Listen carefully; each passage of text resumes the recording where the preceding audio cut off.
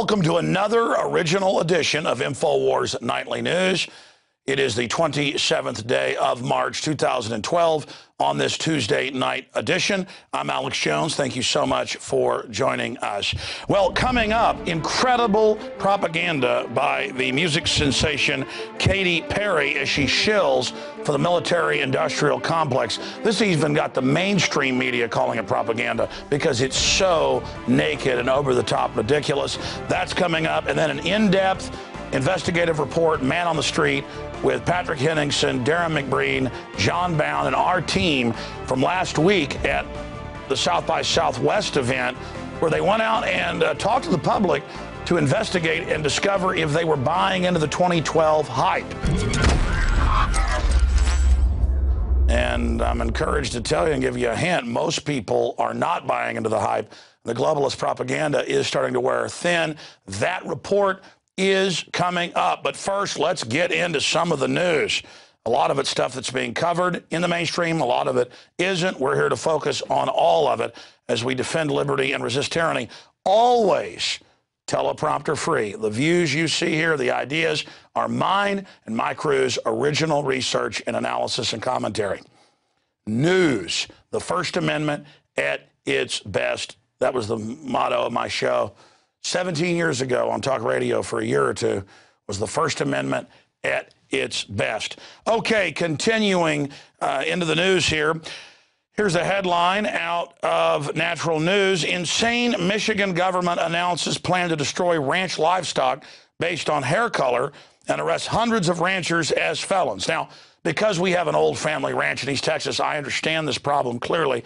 All over the country, and all over North America for that matter, there is an epidemic problem taking place with feral hogs. But normal breeds of domesticated pigs get out, they interbreed, and in just a matter of years, they begin to grow long hair, tusk, because they're rooting naturally to eat insects and other things that are in the ground, in the soil. So what does government do in Michigan? Instead of saying open season, kill these things, encouraging citizens to shoot them when they see them, because I've actually talked about shooting feral hogs before and gotten phone calls and seen emails saying, how dare you shoot animals out of season? That's illegal. There is no season on them. They're an invasive species like fire ants. The answer is get citizens to start killing them. Like when wolves were out of control, killing people and livestock, folks cut their numbers back. In fact, cut them back too much to where they're almost extinct in many areas. The point is, not extinct across the country or the world, but in certain areas that they were, they're no longer in those ranges, to be technical. Instead, the Michigan has come out with new regulations with their Bureau of Land Management saying that they're going to come out with bureaucrats onto your pig farms, especially the open-air free-range area where it's large areas. We had this on our ranch back in the 50s during a big drought they had. Couldn't keep cattle then, so they went to free-range hogs. And all it is you have the pig wire, pig fence around an area, and then the pigs basically live in that area, and then you also bring them slop and food and things like that. Or you go to the local moonshiner and get them to give you the leftovers of their sour mash they're producing, and you feed that to the pigs. So I know all about this.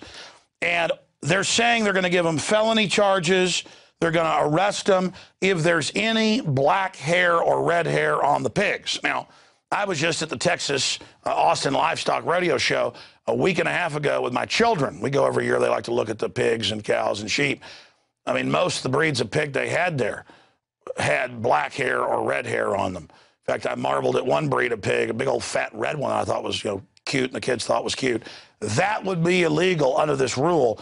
I mean, it's so wide that they're saying that, according to what they think, if it looks like you're keeping feral hogs, which are genetically identical to the regular domesticated pig, that they're going to kill them on the spot, your livestock that you're selling, and that then they're going to arrest you. I mean, it's all right here in the article. It is just bizarro.